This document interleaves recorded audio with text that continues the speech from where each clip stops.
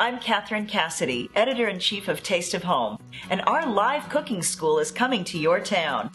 You'll get a sneak peek behind the scenes at America's #1 cooking and entertaining magazine. We'll teach you how to make classic American dishes and show you some of the all-time best recipes from Taste of Home. So gather your friends and family and join us for the most delicious event of the year.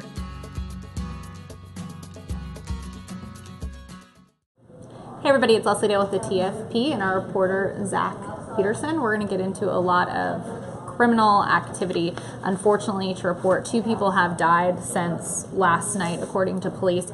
A woman who was stabbed in September ended up dying. A man has been charged. And then a woman was killed during a shooting early Wednesday evening in Chattanooga. We're not releasing the woman's name at this time, but we can tell you our reporter Shelley Bradbury says she worked at the Wendy's on Rossville Boulevard, and police are still searching for the shooter at this time.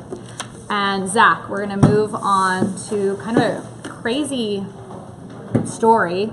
Murder suspect is on the run and apparently did something to lose track, or for people to lose track of him, including a judge asking in the courtroom, "Are you there?"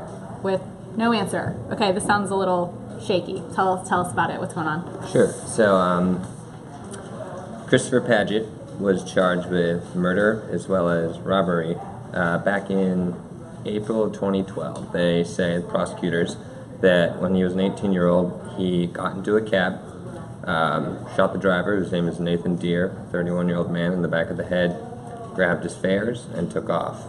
So far, we've had 2 days of testimony. Yesterday evening, the prosecution rested their case, which means they had no more witnesses to call, no more evidence they wanted to put on. Today, the defense had the chance to come in and rebut that evidence or put on witnesses, and instead the man, Christopher Paget, never showed up. The suspect. The suspect, exactly. The and defendant. Apparently, what did he do regarding his GPS monitor? So they called a bunch of witnesses today who said sometime in the night. Last night?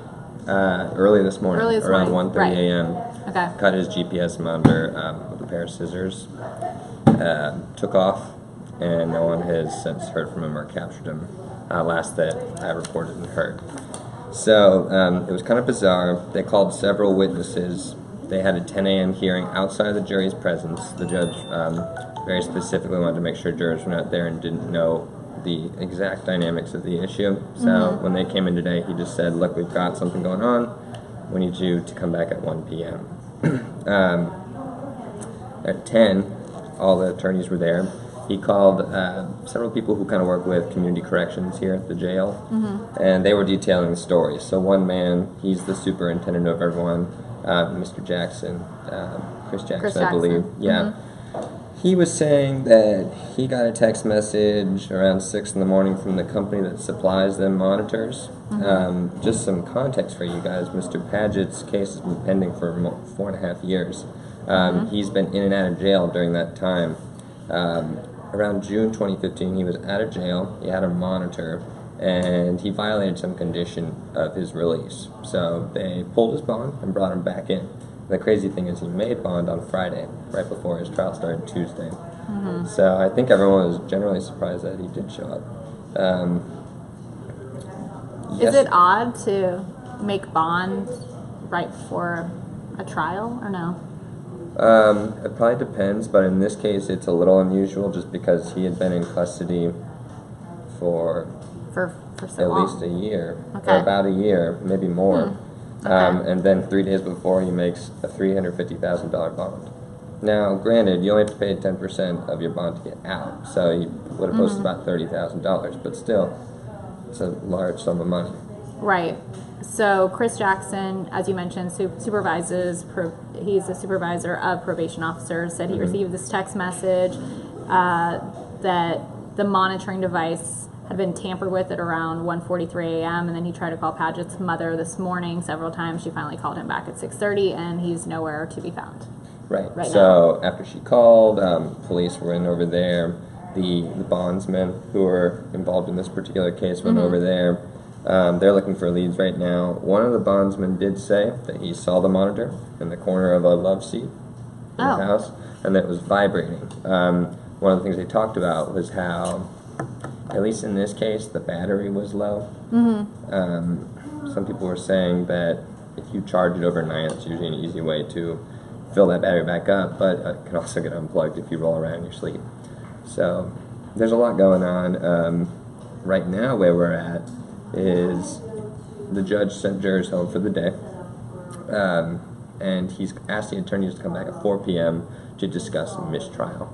So if a mistrial went down, that means that this proceeding is over. Prosecutors could refile charges against them and bring them back to trial and everything. It doesn't mean it's a closed book. Have you seen anything like this happen before? No, but I've only been covering this for a year, so. Okay. But everyone was kind of, it certainly was the talk of the town this morning. Right. I've covered court in and out for more than 10 years, and I've never seen something exactly like this happen. I've seen mistrials go on when they can't find the suspect, but not with this bond and the GPS. I haven't seen anything exactly like that. So it's pretty weird. Yeah, very unusual. All right, so police are definitely working on this, and then we'll see what happens with whether or not the trial goes on without the suspect being there. So either way, jurors have been told to come back tomorrow at 9 a.m., so we'll see. All right, we'll keep you updated. Yes, Ellis? Can they make these so they can't be cut? Aren't there some? Yeah, he said he cut it with, they said he cut it with scissors. That's... I don't know, to be honest with you. I have no idea. That didn't really come out in testimony today. Seems like it might be useful. Right, to make, what kind of scissors? Jeez. Anyways, don't do that, people. Don't do that. Oh, and to clarify, the mom said she found a pair of scissors nearby. So we don't know. Yeah, that's good to know. They're assuming scissors. Assuming. We don't have a full picture yet. Yeah, that seems pretty strange too. I guess the answer is with Mr. Patrick. Wherever he is. So if you know, call the police. Okay. Else, you want to jump in for another very strange story that we've been following, and stay with us if you want, or if you need to go back to work. Should probably get right. Okay. Thank you. All right. Thanks for the update. Okay. This is very, very bizarre as well. You may have already heard there was a fire, a Whitwell pawn shop fire. A woman, Angela Denise Kilgore, has been charged with arson, robbery of the pawn shop, killing the pawn shop's owner who was inside, and then, as I mentioned, arson, setting the place on fire. So, the TBI says that she wanted to set all the potential evidence on fire. That's what they're... But they suspected foul play right. from almost the get-go. Right. But they just weren't... It just took a little investigating. When you burn everything up, I guess it takes a little longer for them to get in there. But you'd be surprised at what they can pull out of a fire. A lot of arsonists think, well, the fire consumes everything, but no, it doesn't. Like, you can almost always... These guys are pros, and they can almost always tell... this was the device. The fire started here. They used an accelerant, meaning gasoline or something to spread it. This was the type of device. There's almost always something left. So and the remains. Yeah. So you're probably inside. not going to get away with arson if they suspect it, because they've been doing this for a long time. And the man's name, the pawn shop owner's name, was Jerry Don Ridge, who had operated the shop Valley Pawn Brokers on State Route 28 for the last 17 years. Now, Kilgore did you mention, had a previous record? Well, what's odd about the record, and our reporters have been looking into it, it's sealed. So, which is odd. Why is it sealed? Yeah, it has a federal criminal record that has been sealed by a court order May 19th, 2016, just 2 days after the killing. So our reporters have been looking into it. It's really weird. Our assignment editor, Alex, has been digging around online, and he actually did find some things that he put together, but we're not releasing any of that yet. But that is very, very strange. A lot of these criminal investigations we're talking about today are unusual. She had tried to rob a bank. She does have a record, though, that we are reporting that obviously not sealed yet. Trying to rob Citizens Tri-County Bank in Dunlap, January 20, 2004. Records state Kilgore entered the bank and demanded $500,000 in cash, telling bank employees, "This is the way it's going to be," while padding a bulge in her waistband. I guess indicating Yeah. she was armed or something like that. Was the Or I idea would of that. I would say that's probably the indication that was met. So this sounds, I think, safe to say this is a very dangerous individual, Yeah. dangerous woman. Now, banks, for the record, if you're thinking like, oh, $500,000, that sounds like a good idea. They don't typically keep that much cash in the drawers and everything. So if you're thinking of robbing a bank, which I don't recommend you do, you're not going to probably get $500,000. Certainly not from the Dunlap Bank. In fact, the president came out. The vice president said he didn't have that much money. She asked the bank vice president asked Kilgore if she would take a check for $475,000 and take the rest in cash. So I guess they had about $25,000 that they could give her. She also threatened to kill 5 people in the bank at the time. Take a check. Yeah, I don't. Okay. Well, she is in custody, Marion County Jail, and some more information on the pawn shop incident. The investigators haven't been able to determine how or if she knew the owner, or if what they were was the just motivation? acquaintances. That's still kind of... And the only thing that was taken that they've found missing were weapons from the pawn shop. So That's scary. yeah. So she allegedly, according to what they're saying, then she came in there, killed this guy, took a bunch of guns, and then tried to burn the place down to hide the evidence, essentially, is what they're saying. That's what the investigators are saying. But they don't know where she is, but they're pretty sure she's got a bunch of guns that she took from the pawn shop. So so this would be another case where you probably would advise members of the public, don't, if you see this person, and we have her picture online at timesnewpress.com, probably wouldn't be a great idea to go try to take her into custody yourself. Go ahead and call the police immediately, call 911. And another thing really odd in this, they found the victim, again, Jerry Don Ridge, with a gunshot wound and stab, but the weapon she used, apparently, according to investigators, wasn't one of those matched of any of the weapons that were stolen. So there may be So there's some other several, way that she's getting a gun. Well, she had another weapon, which is... and I don't have information as far as if they have found any of these weapons, the ones she used to allegedly kill the pawn shop owner, or the weapons she allegedly stole. So we don't have that information yet, and that's another investigation in itself. Where are these weapons? Yeah. So. And it's sad. The guy was 72 years old. Yeah. You know, he was, somebody's, it's just not Scary. Yeah, it's kind of sad. He was an older guy. Worked there for dead. 17 years. And we don't know, police, we want to be clear, police are saying that she did it. It hasn't been proven in a court of law. She's charged with She's arson, robbery, innocent and until proven killing this guilty. man. So, I don't know. She could turn herself in, and we don't know what's going to happen, but everybody's innocent until proven guilty. When you hear charged, that means allegedly. That means that's what police are saying, and prosecutors. We don't know for sure what happened. Hopefully, we'll get a trial and we'll get to determine that, or the jurors will, rather. Mm-hmm. Marion County Sheriff Ronnie Bo Burnett, as they call him, said he's glad this case is going forward, and I'm sure the family is glad to see it go forward. Yeah. He went on to say our next court date for Kilgore is October 17th. So this case versus the case that our reporter Zack Peterson talked about, at least someone is behind bars and hasn't bonded out and is facing a court date, because when somebody flees, that's costing everyone time, law enforcement, costing taxpayers money potentially. No, searching for someone costs and then an these immense amount of jurers, money. the time wasted at the courthouse, all of that. They're not at work, plays into actually. everything. They're not with their family, and they have to deal with all this. So yeah, it's a huge cost, to society when these things happen, and it's unfortunate they do. Have you covered courts before? Yeah.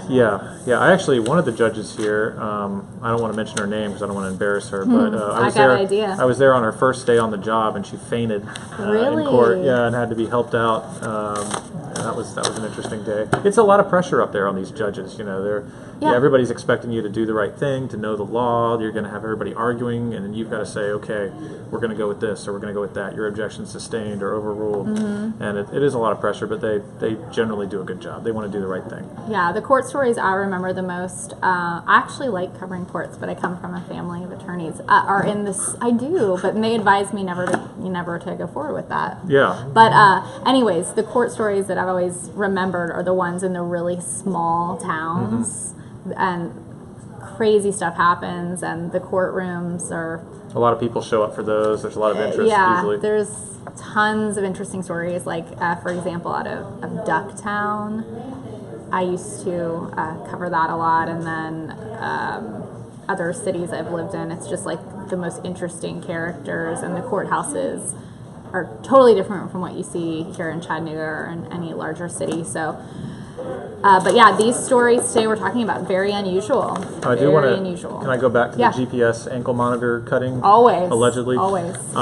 So for those of you who are just tuning in, we had somebody. Hey, Stacy Randall. Yeah, we're talking about this guy. He's on trial for murder.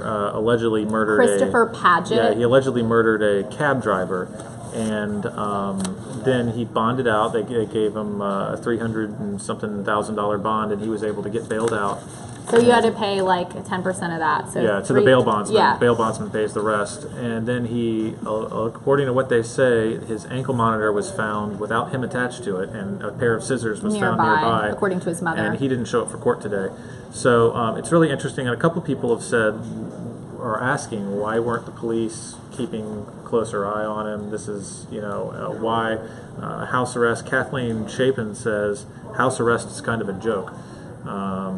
Well, our reporter Zack Peterson mentioned that it is not common for someone to be able to bond out Who's on trial days for murder, before a murder in trial. the middle of it.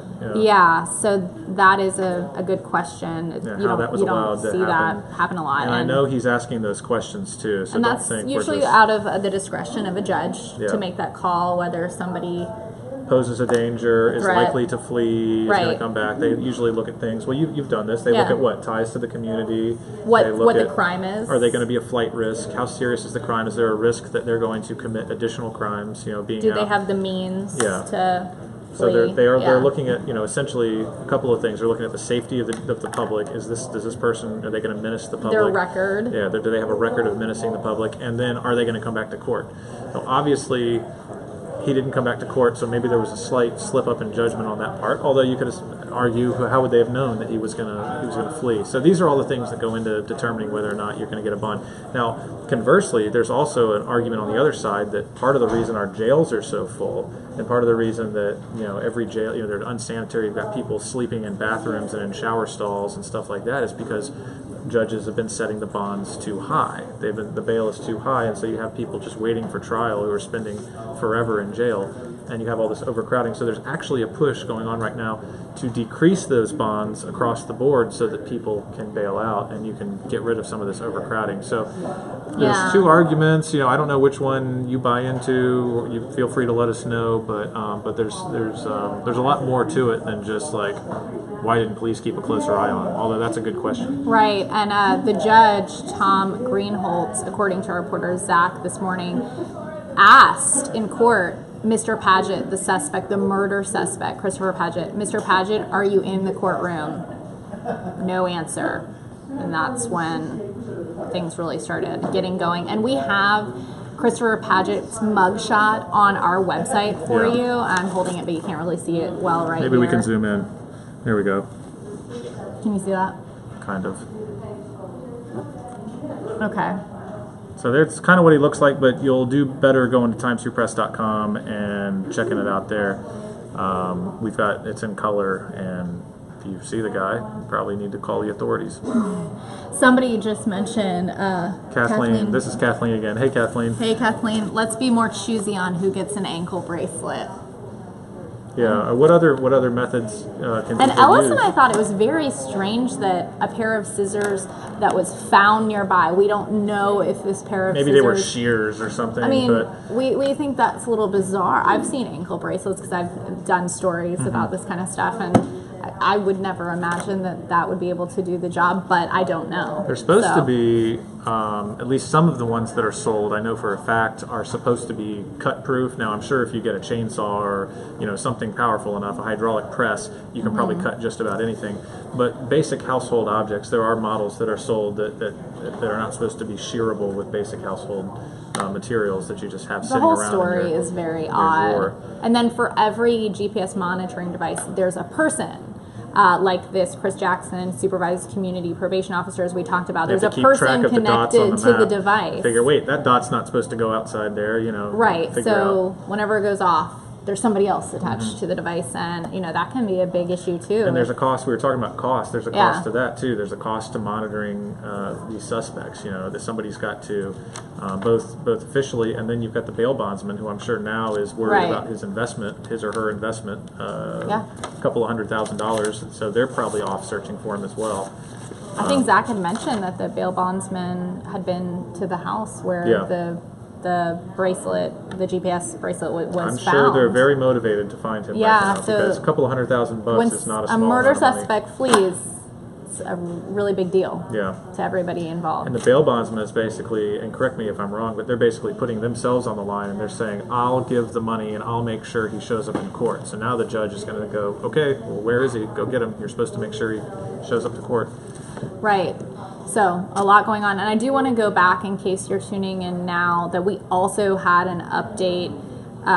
Fatal shooting early Wednesday. Was not gang-related. Was not gang-related, police say. That was the one that shut down. We reported on it late last night, I think. Early Wednesday evening, woman was killed during a shooting. Police responded to a home on the 3200 block of 7th Avenue shortly after 8 p.m. Wednesday, blocked off the road with cars and tape. Spokesperson for the police department said the female victim was transported to a local hospital via personal vehicle and died while at the hospital.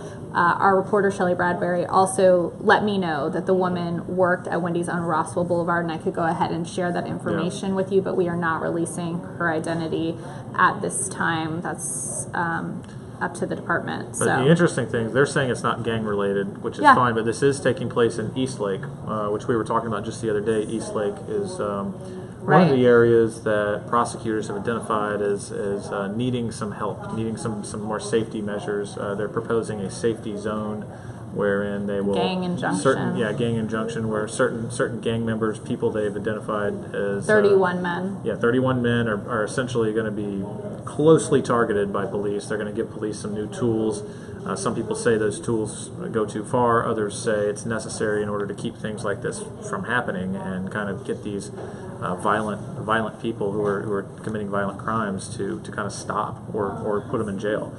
So we have that for you on the website too. Zach, again, our courts reporter, reported on that, so we have that for you too. And we had an update in this afternoon as well that a woman stabbed in September has died today, and a man has been charged in her murder. So lots of criminal activity coming into the newsroom, and we're going to continue to update you. And again, Christopher Paget, murder suspect, GPS monitor, off on the loose. Look for him on our website and call police if you know anything, okay? Now, a reader, I don't want to mention her name, but a reader did just write in and tell us that she did complete house arrest and didn't hurt anybody. So maybe just for balance sake, we do want to point out that house arrest can be a good option. For some people, it's better than spending time in jail where you can't see your family or sit on your own couch. It's for the law, the system to determine that. So for some people, it's a fine option. It just obviously didn't work out in this case. So we're not pointing the finger at everybody who's under house arrest and saying you all need to be in jail. Yeah, we're certainly not saying that. So don't hear us saying that. Anyway, so thank you for your comment. That's important for us to know. We are definitely not judges. We're reporters. No, I wouldn't be a very good judge.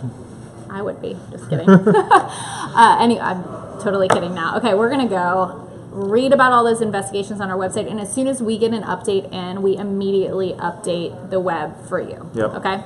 All right, folks. See you back at 11, timesfreepress.com.